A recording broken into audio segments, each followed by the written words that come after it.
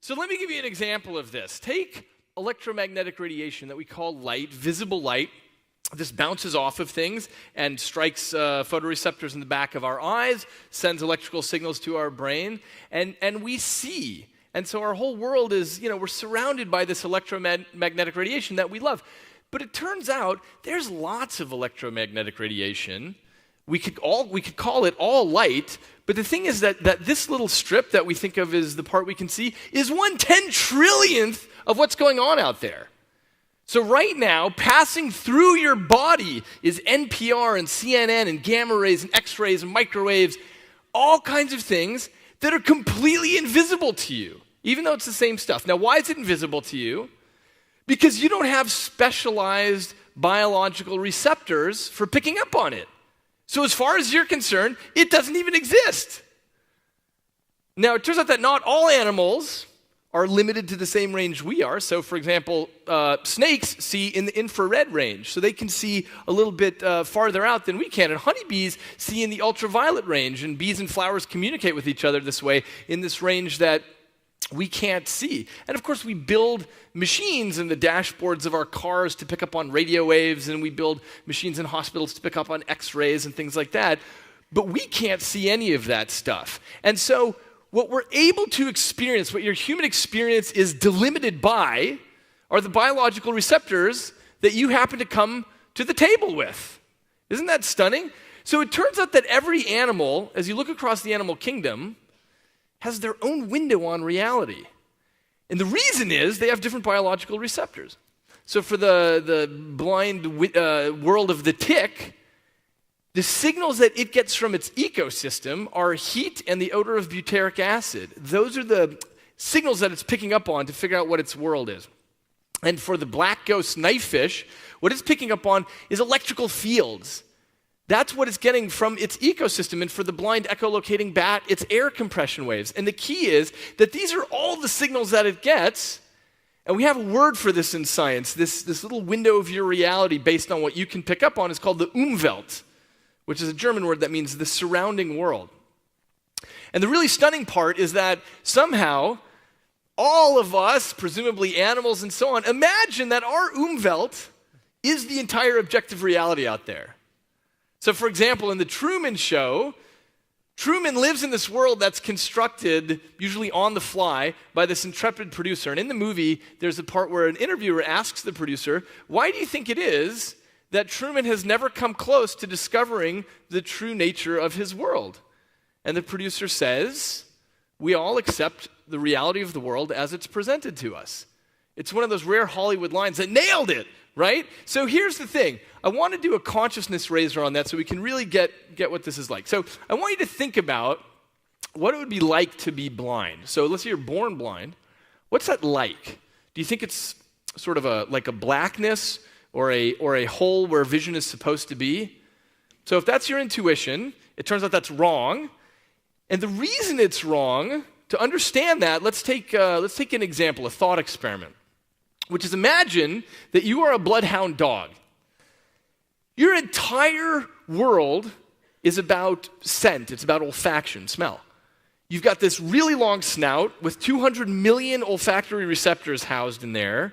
You've got wet nostrils that attract and trap scent molecules. You have flares in your slits in your nostril that allow the nostrils to flare when you breathe in, so you bring in more odor. You even have these long floppy ears so that you, as you're walking along, you're kicking up scent molecules and smelling them. Your whole world is about smelling. Now let's say one day you're following your master, your human master, and you stop in your tracks with a revelation. And you think, my God, what is it like to have the pitiful little nose of a human? What is it like to take a feeble little nose full of human air? Like, you don't smell anything. That must be like a hole where smell is supposed to be, or a blackness that they're missing. But of course, since we all have the experience of being human, we know that we don't miss it. Why? Because we never experienced it. It's not part of our Umwelt, and therefore, we didn't even think of it as something that we are missing, that could have been a part of our Umwelt. And so it goes with the congenitally blind. They don't have darkness or a hole there. They're not missing it because they never had it. So here's another example. For people who are colorblind, you can't even imagine that other people are seeing hues until you're told that this is true and that other people are having an experience that you can't. And if you've got normal color vision and you feel pretty good about that, just keep in mind that we now know that some fraction of the female population has not just 3 types of color photoreceptors at the back of their eye and their retina, but they have 4 types, which means that they're experiencing colors that the rest of us can't see.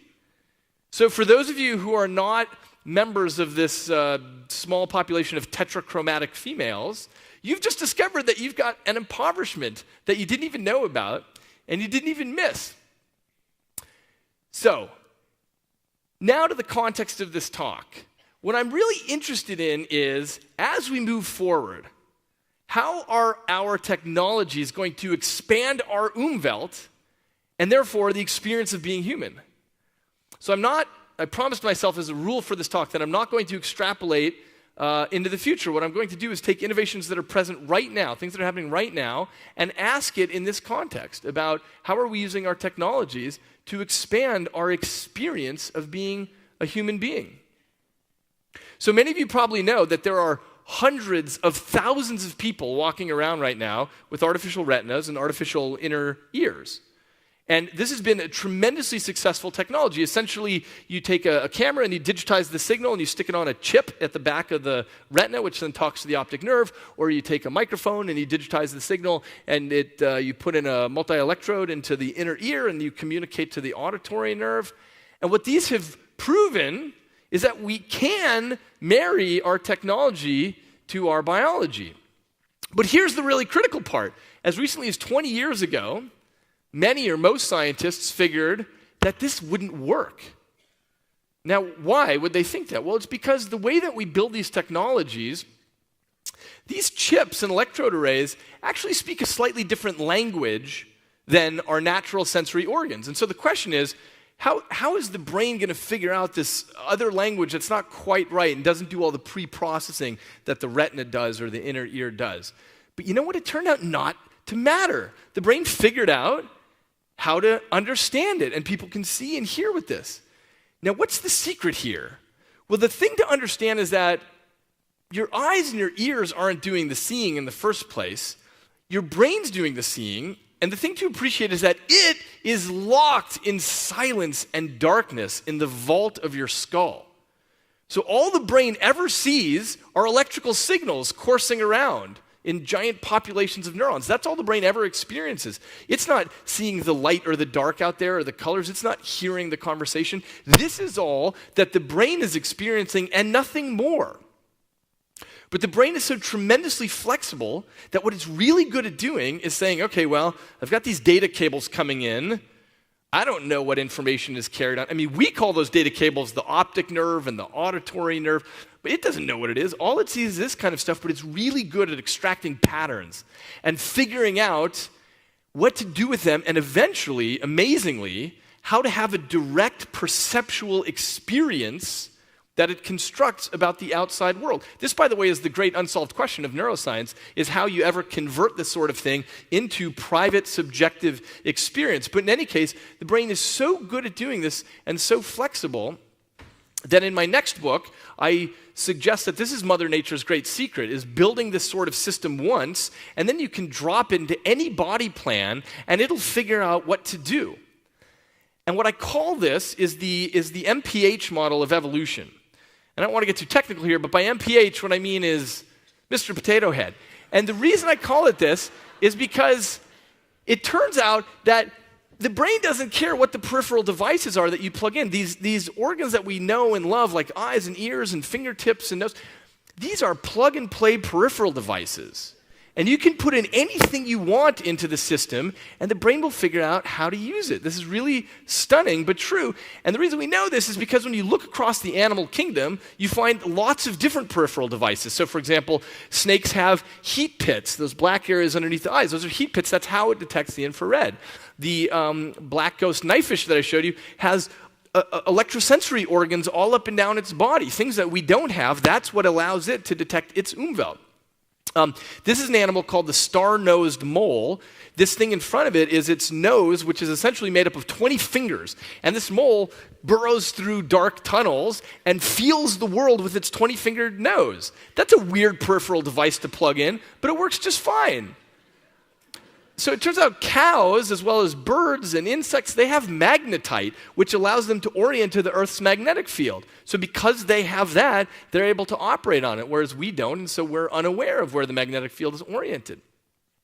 So what this means is the particular plug-and-play devices that you come to the table with, this is what shapes your reality. This is what allows you to experience your little section of the world here. And so the lesson that surfaces here is that there's nothing really special about these particular organs that we have. These are just what we've inherited from a long, complex evolutionary history. This is what we happen to come to the table with. But it's not necessarily what we have to stick with. And there's flexibility in the system. And this is what leads to the idea, and really I think the proof of principle for the Mr. Potato Head model, of sensory substitution. Which is, could you actually feed sensory information into unusual sensory channels, and would the brain figure it out? So this might sound crazy and speculative, but I want to point out that the first demonstration of this was published in Nature in 1969. So a scientist named Paul Bakke-Rita took a camera, and he fed the video feed into grids of solenoids on the back of a dental chair. So you sit in the chair, and whatever passes in front of the camera gets poked into your back. And so if you put a face in front of the camera, then you feel that pattern in your back. And he sat blind people in the chair and had them experiment with this for a while. And it turned out that they got pretty good at being able to see or being able to report what they were seeing with their back. Okay, well, this has had a lot of incarnations since the late 60s. So here, for example, this is a version of it called sonic glasses, where you convert the video stream into an auditory stream. So as things get closer and farther, it goes like that. And it sounds crazy at first when you put it on. It doesn't make any sense. After a while, you're able to walk around and not bump into things and so on. But after a few weeks, people actually have direct perceptual experience, essentially seeing. Here's another incarnation. This is the forehead version of it, where there's a small grid of tactors on your forehead, and it turns a video stream into feeling on your forehead. This is the most modern incarnation. It's called the brain port. It's an electrode grid that sits on your tongue. Why your tongue? Because it's got high resolution, got a lot of sensory receptors there, and you take the video feed and you convert it into what's happening on the tongue, and people come to see with the brain port. I mean, they actually report that it is vision. Now, I know that sounds crazy, but remember that all vision ever is electrical signals coming into your brain, and it doesn't matter the route by which they get there. Okay, so people can actually rock climb wearing the brain port, or they can toss a ball into a bucket. So it's a pretty amazing demonstration. And I think what sensory substitution shows us is this principle that the Mr. Potato Head theory is right, in that you can plug in anything you want here. Now, one of the projects my lab is doing along these lines is we want to use sensory substitution to solve the problem of deafness. And so I want to tell you about that project, and for that I'd like to introduce my graduate student, Scott Novich, who's spearheading this work for his thesis.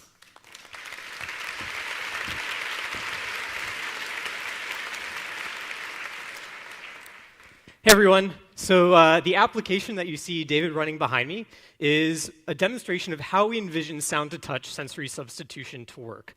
So what happens is sound comes into the system in real time. The quick brown fox.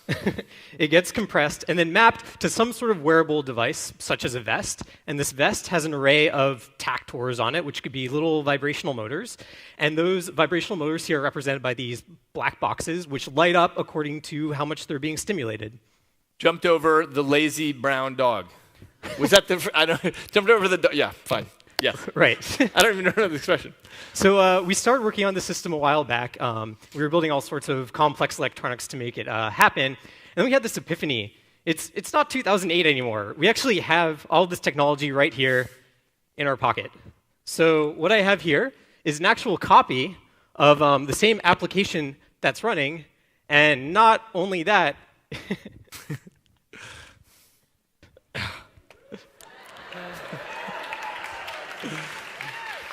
Yeah. In the second half of the talk, I do the full Monty, so just wait for it. Yeah. Right. So we have the fully working prototype, and it actually goes into my Android phone, and I can turn it on. And what happens is I can talk into it, and can you hear it? Can you guys hear the buzzing? Maybe. And in real time, it gets mapped to the vest wirelessly over Bluetooth to David. So great. That's our vest. That's the vibratory vest. And the idea is this. Our expectation, in the coming months, we're going to be testing this with deaf participants. And our expectation is that in the course of about 2 weeks, they should be able to develop a direct perceptual experience of the sound in their environment. In the same way that when you watch a blind person reading Braille, they're having a series of patterns going over their fingers, and they have a direct perceptual experience of that, the same way that we read font and think it's immediately right there. So the idea is, if this works well with deaf people, this will really be a game changer, because we can build this for 100 times cheaper than you can do a cochlear implant, and this doesn't require an invasive surgery. So we have high hopes for where this is going. But in the context of this talk, I don't want to just talk about sensory substitution. What Scott and I are interested in is sensory addition. How can we use this kind of technology to actually expand the human Umwelt? So there are lots of ideas here. So just as one example, imagine if I wanted to have perception of something larger than normally a single human can have. So instead of just sensing what's immediately here, imagine that we feed in real-time data from the net about weather patterns of the surrounding 200 miles. And by tracking those patterns and feeling them all day while I'm walking around unconsciously, because the brain's really good at extracting patterns without having to pay detailed attention to it, if I could feel the surrounding 200 miles and be able to predict the weather better than the weatherman can, and tell you guys what's happening next, that's opening up my Umwelt into something that humans haven't had an experience with before. And a related idea, one that we've actually started moving on, is what happens if I walk around all day and I feed data from the stock market into me while I'm walking around all day? And again, I don't have to pay any attention to it. But what I'm doing is I'm tapping into the ebbs and flows of the economy of the world, right? And that's an experience that humans simply haven't had before. It just hasn't been part of our Umwelt. And so the idea is it gives us a totally new experience to deal with here, and we're working on this right now. Here's a third idea that we're working on. So you guys have all heard of the Spidey sense. So what we want to build is the Tweety sense. So imagine that every single tweet that's been going out of this room all day that has the hashtag BeingHuman2013, imagine that we've been tracking every one of those, which we have. And imagine that as I walk around in the vest all day, I am plugged into the consciousness of 1,000 people.